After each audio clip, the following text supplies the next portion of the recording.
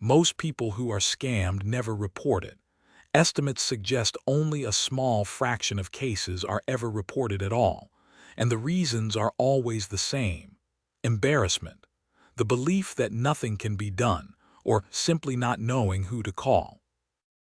I want to fix the third reason with a list, and the second reason with some facts. Here's the truth: reporting is free. It takes about 15 minutes, and it matters even when your own money doesn't come back. Now start here if you want help from a human. The National Elder Fraud Hotline, 833-FRAUD-11. That's 833-372-8311. Monday through Friday, 10 a.m. to 6 p.m. Eastern.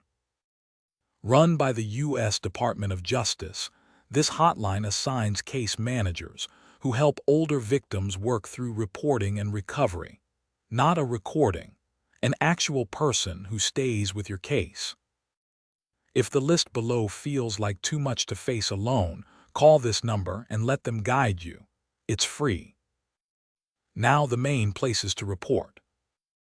For any fraud, the general starting point: reportfraud.ftc.gov, the Federal Trade Commission, the Federal Clearinghouse for Fraud Reports. Takes about 10 minutes. If you lost money or it happened online or by phone, IC3.gov, the FBI's Internet Crime Complaint Center.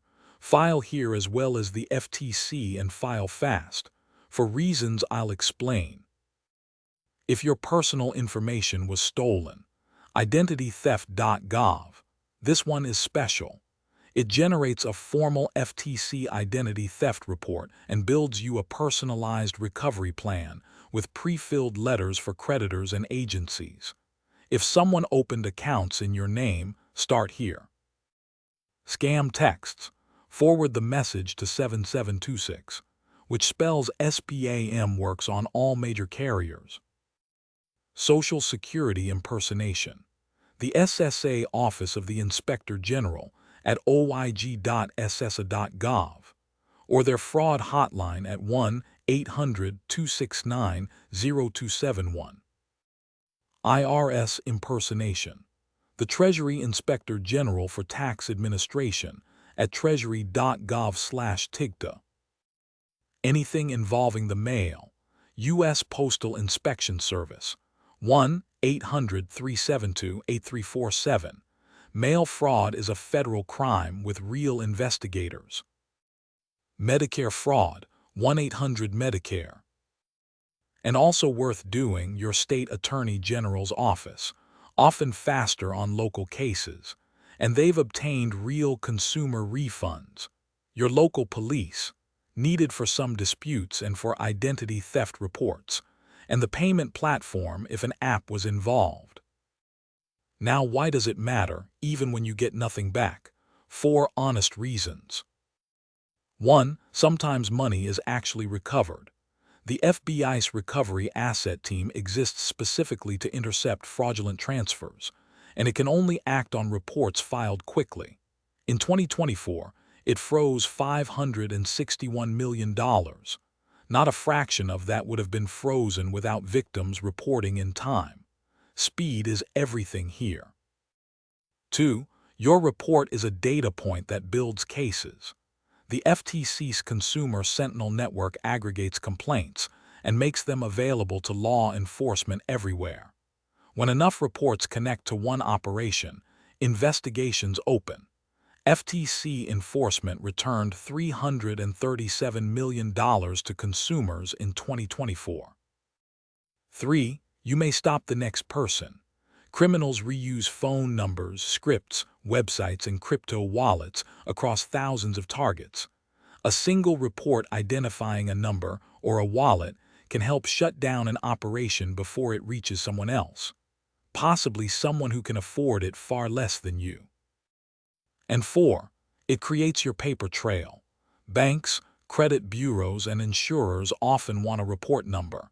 Having filed makes disputes easier, and an FTC identity theft report carries real legal weight. Now a warning: the recovery scam.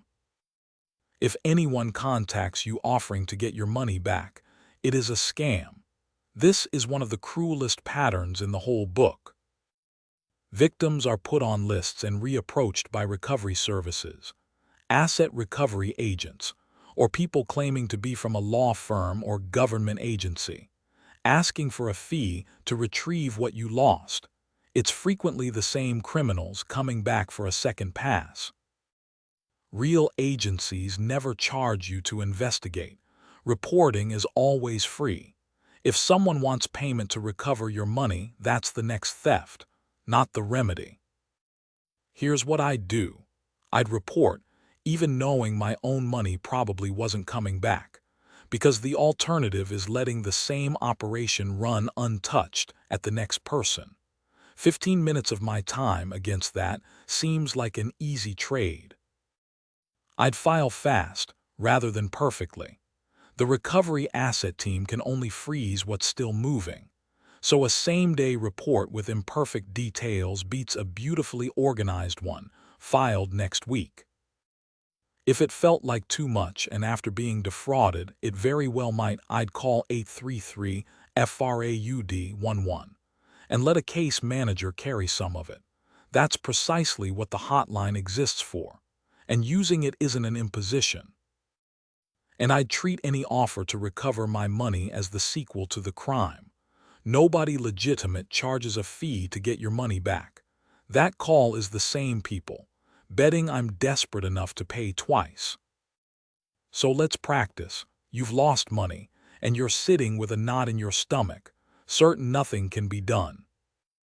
Instead of doing nothing, you do 3 things in one afternoon. You call 833 FRAUD 11 and a case manager talks you through it. You file at reportfraud.ftc.gov and you file at ic3.gov. Maybe your money comes back, and maybe it doesn't, but your report just joined a database that builds cases, and the phone number you provided may already be in 3 other complaints. 2 weeks later, someone offers to recover your funds for a fee. You know exactly what that is, and you hang up.